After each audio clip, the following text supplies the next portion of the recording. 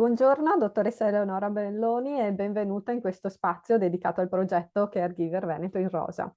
Buongiorno. Eleonora, con te vorrei affrontare proprio la parola chiave del nostro progetto, la parola cura. So che tu hai fatto una ricerca sui significati anche che questo termine ha per i familiari e anche per quelle che vengono chiamate badanti o assistenti private. Che cosa significa cura e tutti quanti possono essere in grado di fare cura. Mm. Allora, questa domanda è una domanda che io feci nelle interviste che ho condotto con i familiari e con le assistenti familiari, appunto, che insieme ai familiari si prendevano cura, appunto, di una persona con demenza. E non è una domanda banale, anche nelle interviste all'inizio c'era un po' una domanda, come dire, una reazione un po' di disorientamento. La mia lettura di questo disorientamento era perché è una pratica che magari a livello implicito veniva fatta tutti i giorni, magari da tanti anni, in molti casi da tanti anni, però mancava una riflessione su questo proprio perché talvolta anche culturalmente, diciamo, diamo un po' per scontato il fatto che il prendersi cura magari sia qualcosa che possa essere naturalmente innato nel familiare. Di solito ci si aspetta questo da una donna, quindi come se fosse un attributo, una caratteristica implicito nel ruolo di donna, sia essa moglie, figlia, nuora. E, poi in realtà, insomma, ragionandoci assieme, emergevano tanti significati e che ho analizzato sia partendo dalle interviste, ma in maniera, come dire, discorsiva anche aiutandomi con la letteratura. E mi piace, quando si parla di cura, rifarmi a un lavoro di due sociologhe, si chiamano Think and Groove, che negli anni 70 hanno analizzato appunto questa pratica, provando un po' a, come dire, creare come dire, creare delle aree di significato che potessero raccontare che cosa significa prendersi cura di una persona. E quindi diciamo che rifarsi alla lingua inglese può essere più facile perché in italiano diciamo, abbiamo il termine cura, abbiamo il termine assistenza, volendo, però ehm, non c'è una vera, non ci sono tantissimi sinonimi, ecco. La lingua inglese in questo senso ci aiuta un po' perché loro differenziano intanto il cure, che in termini, diciamo, che in italiano potremmo tradurre come curare nel senso di guarire, che è più una pratica o comunque un'azione svolta dai medici o comunque in un'ottica medica, per cui si va a vedere come dire, ciò che manca, ciò che è deficitario nel nostro organismo e si va a lavorare su quell'aspetto. Nelle interviste dei caregiver questo forse è emerso una volta. Quello che emergeva era un aspetto molto più complesso della cura che queste autrici differenziano come caring for e caring about, usando proprio il termine care, che sì, è difficile da tradurre, comunque è la cura, diciamo, quando è il caring for si descrivono tutte quelle azioni che si mettono in atto dall'aiutare la persona a vestirsi, ad alimentarsi, quindi aspetti molto pratici della cura ehm, che vengono attuati dal familiare o dall'assistente, insomma dalla persona che è a fianco al malato quotidianamente. E chi attribuiva, diciamo, questi tipi di significato alla propria pratica, a volte faceva emergere anche come dire, emozioni molto legate alla fatica, alla ripetitività di queste azioni, alla routine. Diverso era quando c'erano più significati legati al caring about, cioè a quel prendersi cura in senso globale, direi, in cui magari ci sono anche gli aspetti pratici, però si dà più importanza o comunque ci si focalizza di più sugli aspetti legati al prendersi cura in termini di affetto, di vicinanza e quindi un po' la sfida, tra virgolette, di questi familiari, o comunque nelle storie che ho potuto ascoltare, era proprio far dialogare, no, queste diverse forme di cura, quindi sì, occuparsi degli aspetti pratici, ma farlo con molta attenzione verso la persona e verso la relazione, in maniera che ci fosse anche come dire, una sorta di ehm, anche guadagno, no? Da parte del caregiver. Quindi eh, è stato interessante proprio perché poi nel dialogo assieme sono emerse questi mondi, perché poi che cosa significa cura veramente dipende da ogni persona, ognuno può dare una sfaccettatura diversa e soprattutto cambia nel tempo perché diventare caregiver, tu prima mi chiedevi, tutti siamo, come dire, nelle condizioni di dare cura. Beh, intanto, come dire, è una, Mortari, lo descrive un universale, no? Un significato universale, perché comunque se siamo arrivati ad essere adulti o comunque se siamo cresciuti, qualcuno si è preso cura di noi. Quindi è un'esperienza che in qualche modo ci accomuna, magari non sempre nella maniera migliore, ok? Però abbiamo fatto esperienza di cura. E quindi assolutamente è una cosa che possiamo fare, che facciamo tutti i giorni eh, nei confronti di noi stessi, a volte delle persone o anche degli oggetti, delle nostre attività. Ehm, Però chiaramente quando parliamo di cura rivolta a una persona con demenza è qualcosa che comunque si costruisce e si scopre nel tempo, perché diventare caregiver è qualcosa che spesso arriva all'improvviso e per cui noi non siamo pronti, come se ci dessero, no, un ruolo e noi apriamo l'armadio ma non abbiamo gli abiti, gli strumenti per ricoprire quel ruolo. Quindi è proprio un processo di costruzione anche identitaria, no? Cambia la persona malata, cambio io, proprio perché cambia la relazione tra di noi. Quindi ci sono tante cose implicite, date per scontate dietro questo Mhm. concetto di cura, quindi immagino ci siano anche aspettative diverse e quindi adesso vorrei chiederti nella relazione tra i familiari e le assistenti familiari che cosa succede rispetto a queste aspettative che si hanno nella cura. Sì, è molto, diciamo che lì nella relazione tra familiari, caregiver familiari e assistenti, proprio risulta lampante questa cosa, perché immaginiamoci appunto che già per me è un mondo inesplorato, per me è familiare che mi trovo ad affacciarmi a questa nuova realtà.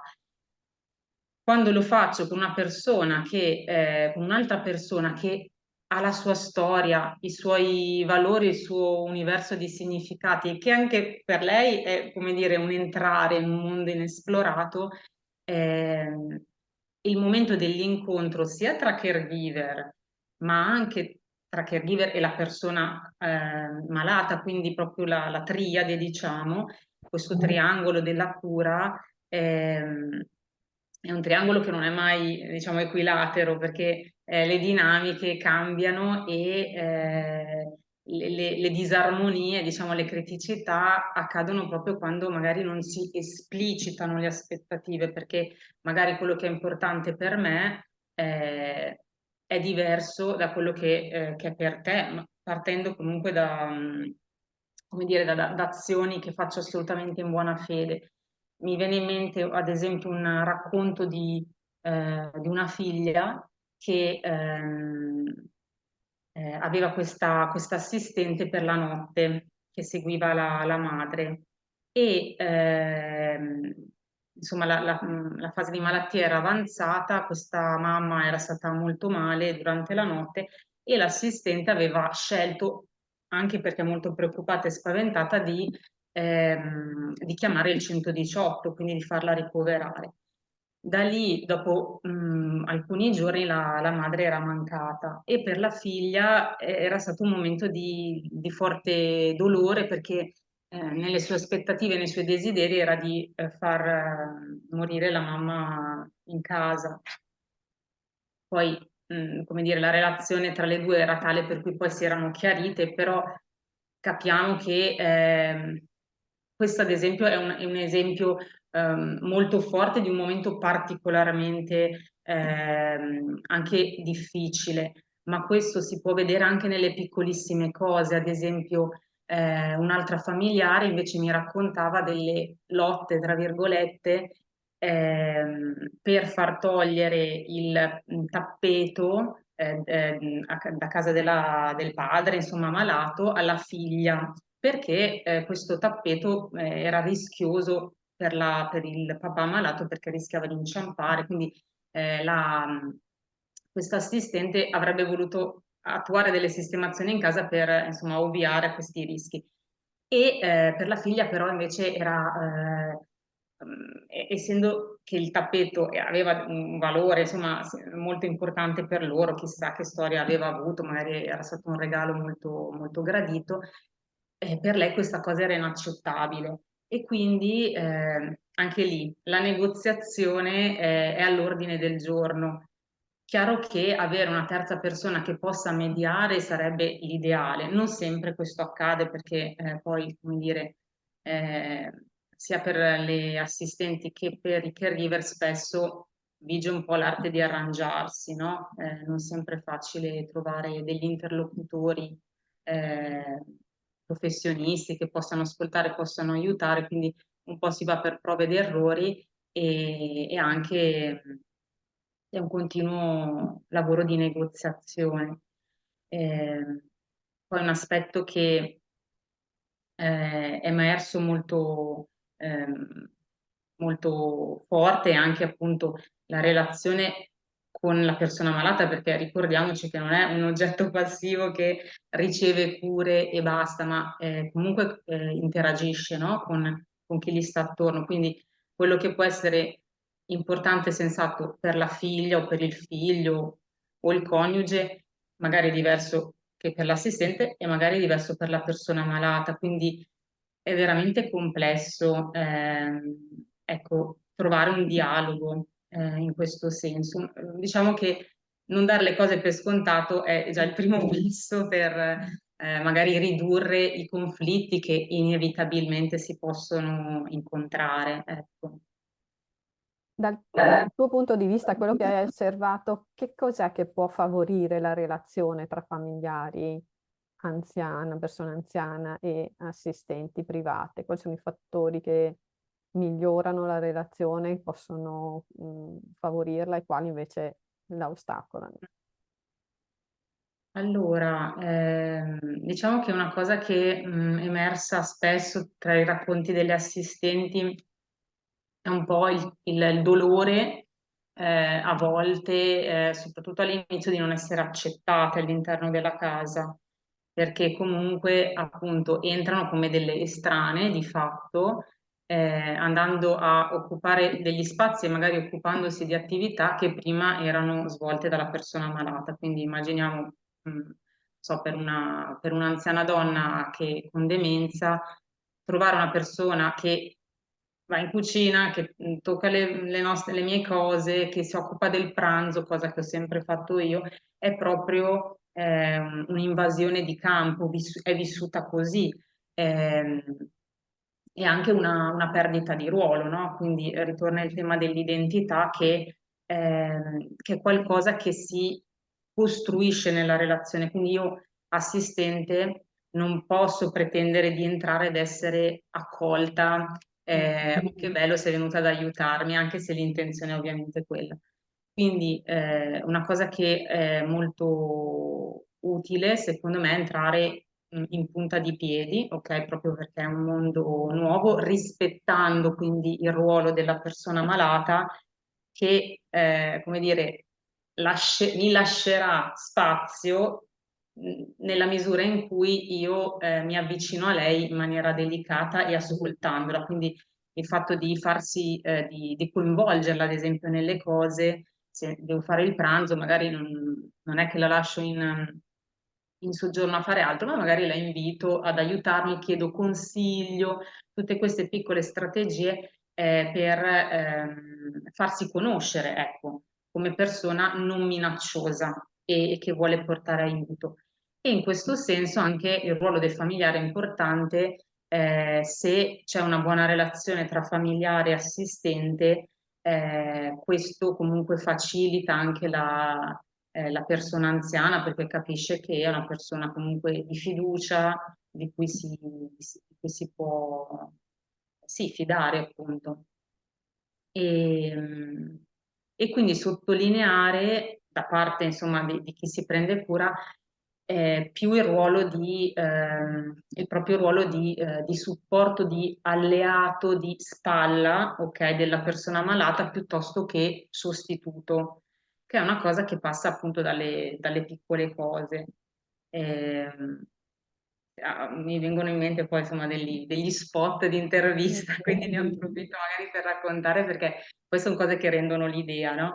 Allora c'è un passo che è tra i miei preferiti in cui questa assistente, perché poi insomma chiedevo anche sempre come preferivano essere chiamate, no? Perché sappiamo che il termine badante spesso porta con sé un'accezione negativa e per molte non era un problema, per altre invece preferivano essere chiamate assistenti proprio per riconoscere il loro ruolo.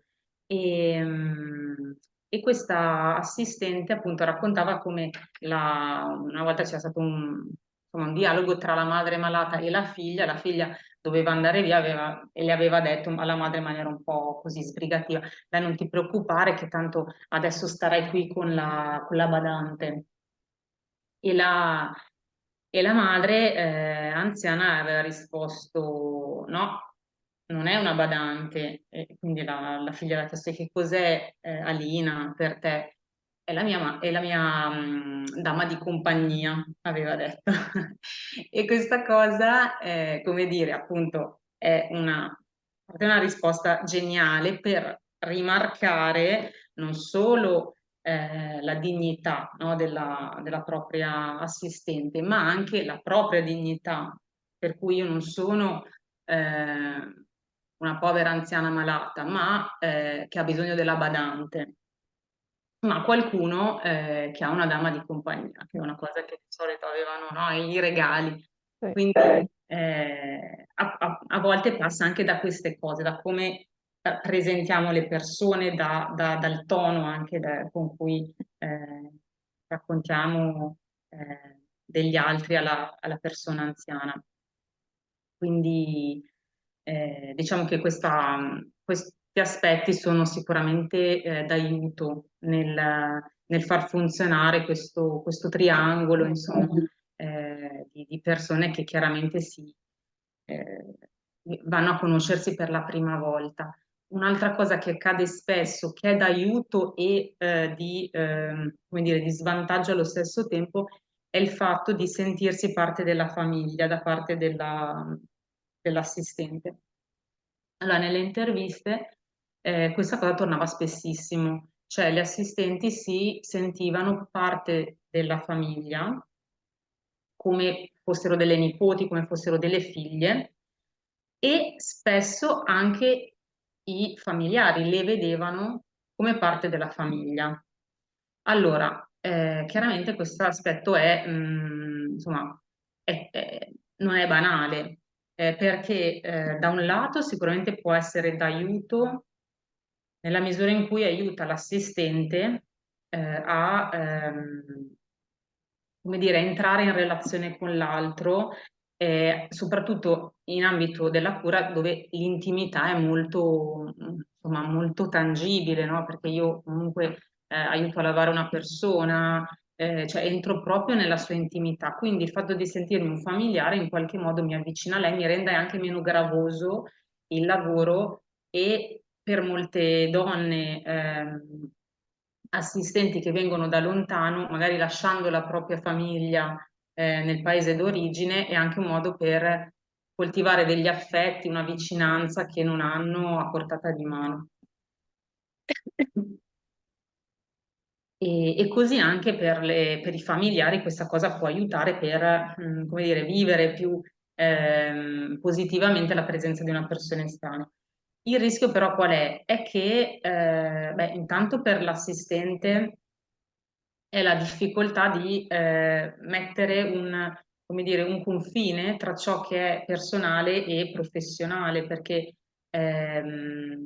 appunto i confini nel lavoro di assistente sono molto molto nebulosi, quindi se io mi sento una di famiglia, magari ho difficoltà a chiedere un permesso, ho difficoltà a chiedere delle ferie, se mi viene chiesto un favore mi sento a volte obbligata a farlo quando magari avrei bisogno anche di altro e quindi insomma diventa un po' difficile poi separare queste due cose anche per il proprio benessere psicologico.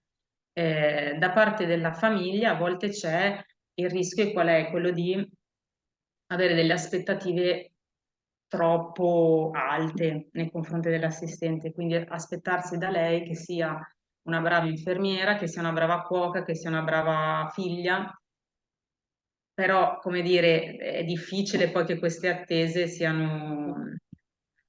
verifichino, perché è proprio un anche caricare l'altra persona di responsabilità, la dipendenza diventa troppo, insomma, forte. E quindi, ecco, mm, come dire, è difficile, no? Mantenere un po' l'equilibrio in questo senso. Sicuramente ci sono dei vantaggi, ma ci sono anche dei forti rischi. Quindi, una sana via di mezzo, avendo, come dire, chiarendo all'inizio i propri confini e le proprie competenze, è un modo, diciamo, per aiutarsi a vivere poi al meglio questo percorso che può durare anche degli anni. Leggendo il tuo libro mi ha colpito un passaggio dove tu descrivi la percezione che hanno le assistenti private dell'Italia come un paese per vecchi e un paese di persone con delle fragilità quando invecchiano. Sì, è molto interessante perché appunto tornavano spesso queste, insomma, queste riflessioni e insomma mi sono anche chiesta come mai, no? Intanto, come dire, c'è un bias dato dal fatto che è in Italia che si viene a fare la badante di fatto. È un fenomeno proprio italiano al 100%. Non che non ci siano anziani anche altrove, da un lato sappiamo che siamo il paese, insomma, dopo il Giappone più longevo, quindi sicuramente ci sono più anziani.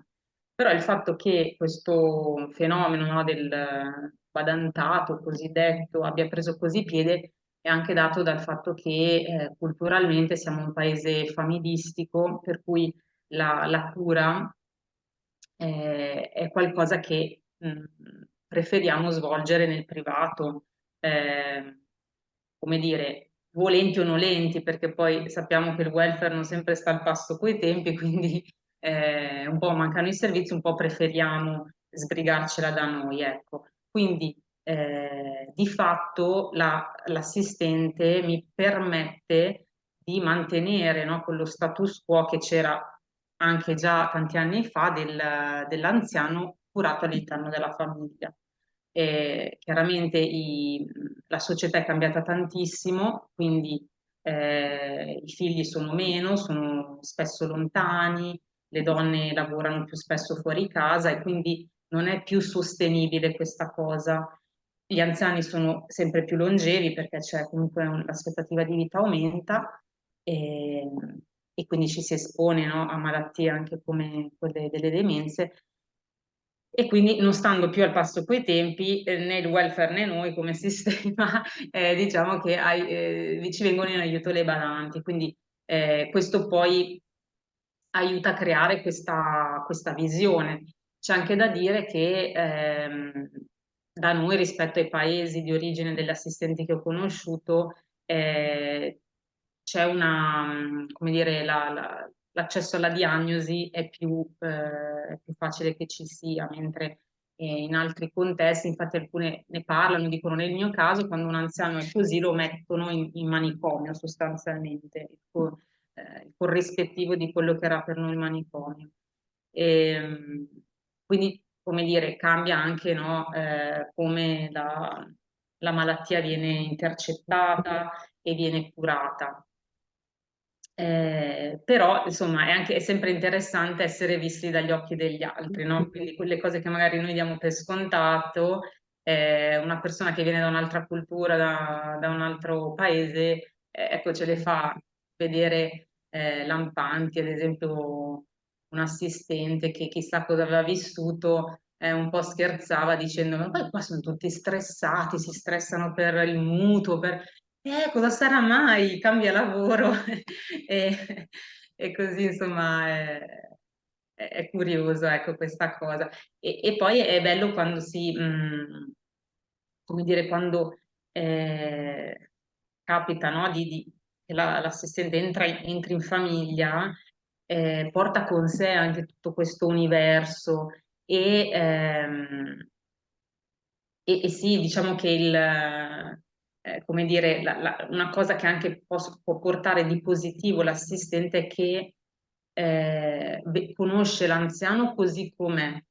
Poi parlo di anziano, ma la persona può essere anche non così anziana. Però il senso qual è? Che vede la persona così com'è e vede anche le criticità che ci sono, mentre spesso, diciamo, il familiare proprio perché conosce la persona da molto più tempo, a volte è ancorato a visioni, aspettative che, come dire, appartengono a un passato che adesso non c'è più. Quindi l'assistente può portare anche quella visione nuova che eh, a volte anche aiuta un po' nel processo di accettazione dei cambiamenti, insomma, della malattia. Le diagnosi di malattia ci portano in un altro mondo, no? Nel mondo dei malati, in qualche modo. Passiamo in un nuovo mondo e tu adesso ci stai anche raccontando come le visioni di questo mondo possano essere diverse. Abbiamo anche visto quanto le culture diverse possono avere anche un approccio alla cura differente. E volevo chiederti, secondo te, nella formazione degli assistenti familiari, cos'è che non dovrebbe mancare? Mm. Ma intanto non dovrebbe mancare la formazione, perché purtroppo manca tantissimo. Io, insomma, delle persone che ho intervistato, poche avevano seguito dei corsi, e i corsi che avevano seguito erano più magari legati alla lingua italiana. Mm. Cosa succede? Che spesso l'assistente, ma lo raccontano, improvvisa, ruba il lavoro, magari quando viene un assistente, non so, del comune, un'operatrice del comune, va così, oppure accompagna la persona in ospedale, c'è stato un ricovero, va un po' a rubare il lavoro, nel senso che vede, non so, come gestire le alzate, come gestire le posture a letto e apprende dall'esperienza, chiaramente a discapito poi di tutti, sia il suo, perché insomma, rischia anche di farsi male, anche insomma, sia fisico, ma diciamo proprio a livello di stress e chiaramente anche della persona assistita, perché è qualcosa che si scopre facendo. Molta dell'educazione, diciamo, avviene peer-to-peer tra assistenti, quindi non so, nei pomeriggi, nelle 2 ore libere che hanno al giorno, si ritrovano spesso al parco, insomma, tutti avremo incontrato insomma, questi gruppi di assistenti nei parchi e lì si sfogano, si raccontano, si danno dei consigli. Mi ricordo un racconto di un assistente che aveva iniziato a lavorare in casa di una signora e i figli le avevano detto che insomma andava tutto bene, non c'erano grandi difficoltà. Non sappiamo poi se non sapessero o se hanno omesso, ma io penso fossero in buona fede perché magari certe cose non erano mai emerse con loro e sappiamo che le diagnosi poi non sono sempre così accurate. La signora invece nella prima notte cioè l'assistente nella prima notte con la signora l'aveva trovata agitatissima che rompeva piatti in cucina urlandole di andare via.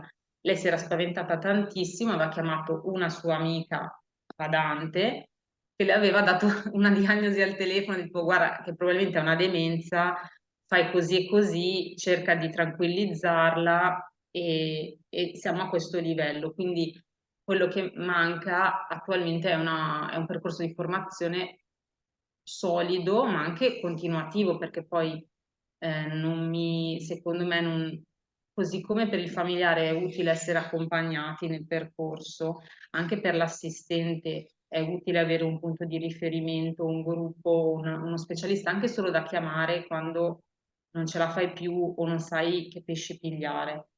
E, e quindi sicuramente questo è fondamentale. E, e poi sì, insomma, rispetto ai contenuti, diciamo quelli che poi sappiamo essere importanti, quindi tutte le strategie, no, per comunicare con la persona con demenza, per entrare nel suo mondo e riuscire a mantenere una relazione, essere comprensibili agli occhi dell'altro. ehm, Validando comunque i suoi vissuti e cercando di mantenere attive le sue competenze e anche cose anche più tecniche, no? Come gli aggiustamenti che si possono fare a casa per rendere più, come dire, agevole anche l'utilizzo dello spazio da parte della persona malata. E perché no, delle tecniche anche per, come dire, gestire, no, le proprie emozioni, perché poi non è facile quando magari la persona assistita non trova il telecomando e inizia ad accusarmi che gli ho rubato, che gliel'ho portato via e questo dura 2 ore. Quindi ecco, mantenere un po' l'equilibrio non è facile, quindi anche in quel senso una formazione è molto utile. Mi colpisce anche questo supporto che si danno tra di loro le assistenti familiari, anche quello che hai scritto tu nel tuo libro, cioè la cura non è mai un'esperienza individuale, ma è sempre condivisa, addirittura condivisa in modo così allargato. Sì, sì, è proprio così, anche perché intanto la cura in sé appunto si fa in due, minimo in due. Ehm, ma col fatto che è così coinvolgente a livello pratico, ma soprattutto emotivo, il fatto di condividerla con un gruppo più ampio è qualcosa che aiuta tantissimo ed è quello che poi con il mio lavoro e poi il libro ho cercato un po' di fare, cioè di provare ad aprire, no, queste finestre di queste case dove la cura è chiusa, perché di base è un affare privato, è un affare che conosco se mi succede o se magari lavoro nell'ambito, ma in realtà questo accade a un mio parente come al mio vicino di casa e far diventare la cura un affare pubblico è un po' la sfida, penso insomma, che stiamo cercando di portare avanti in questi anni, anche con insomma, tutto il movimento delle comunità amiche delle persone con demenza, proprio per educare la collettività a questa realtà che è sempre più presente, che ci riguarda sempre di più e che se non ci riguarda ci riguarderà. Adesso c'è un autore che dice proprio se non sei caregiver lo sarai e se non lo sarai avrai bisogno di un caregiver. Quindi non scappiamo da questa cosa, però questa consapevolezza non deve abbatterci, secondo me ci serve per dire ok, attrezziamoci per vivere bene questo futuro che abbiamo di fronte, perché poi di fatto è anche un'esperienza che può dare dei vantaggi secondari in qualche senso. Una domanda che io facevo anche un po', che sembrava un po', come dire, fuori luogo, che facevo durante la mia intervista era: quali sono gli aspetti positivi di questa esperienza, secondo te? Allora, per un paio di persone forse non ce n'erano, proprio erano probabilmente così stanchi che non ne vedevano di aspetti positivi, però negli altri casi spesso tornavano due dimensioni soprattutto. Una era la dimensione del riuscire a dare, grazie a questa esperienza così faticosa e coinvolgente, nuove priorità alla propria vita, nuovi significati per cui si sentivano cresciute come persone e capivano capivano più lucidamente che cosa era importante nella vita. E un'altra parte, soprattutto di figlie, riportavano l'aspetto del contatto, della vicinanza emotiva con il proprio genitore, magari anche perché insomma erano cresciuti in una cultura per cui non so, anche banalmente il contatto fisico, la carezza non erano così insomma all'ordine del giorno. E invece nella cura avevano riscoperto un po' questo aspetto, anche perché poi sappiamo che con le persone con demenza il canale non verbale, no? Quindi insomma dal tono della voce, ma soprattutto dal contatto fisico, è un canale proprio vivo e di trasmissione di emozioni e di significati. Quindi avevano ritrovato un rapporto col proprio genitore che non immaginavano di poter avere, che probabilmente non avrebbero mai avuto se la persona non si fosse ammalata, perché no, siamo a volte belli barricati e lungi da me farmi accarezzare. Quindi ecco, un po' la speranza è quella, ecco, di riuscire un po' a livello globale a includere la cura e la demenza come dei fatti che ci riguardano e che quindi potremmo affrontare insieme facendosi aiutare, perché quella è un po' la base, non è una malattia che si può affrontare da soli. Questo aspetto è importante, come è anche importante quello che hai detto tu, non ci sono solo aspetti negativi, ci può anche essere qualcosa di buono nell'esperienza del prendersi cura. Volevo chiederti invece rispetto al titolo del tuo libro, no? Quindi è un titolo particolare: Alzheimer, badanti, caregiver e altre creature leggendarie. Da dove è nato questo titolo? Allora, beh, la risposta, diciamo, quella poco seria, è che devo trovare un titolo accattivante, perché se dicevo Alzheimer, punto, nessuno si avvicinava al libro. Però in realtà ho scelto questo titolo eh, un po' provocatorio, un po' ironico, diciamo. Era per, come dire, il mio intento era questi temi, no? L'Alzheimer, il caregiver, badando queste parole a volte inglesi alcune, che non si capiscono, misteriose, ehm, è come se appunto appartenessero a un mondo leggendario, un mondo altro, lontano da me, anche un po' così fantastico, dove ho sentito cose, mi sono fatta delle idee, molti stereotipi, molte costruzioni un po' così per sentito dire. L'idea qual è?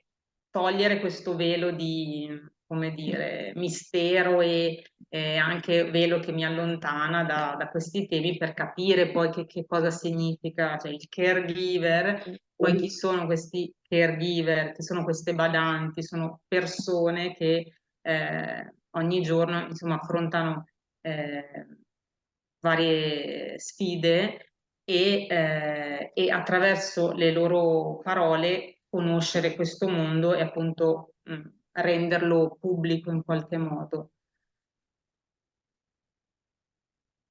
messaggio finale che ti piacerebbe lasciare rispetto a questo tema che abbiamo trattato? Un messaggio per le caregiver, ma anche per la comunità. Mm. Io mi sento troppo responsabile adesso. No, è un po' quello che dicevo prima, forse, quello che è il mio augurio è un po' questo, quello di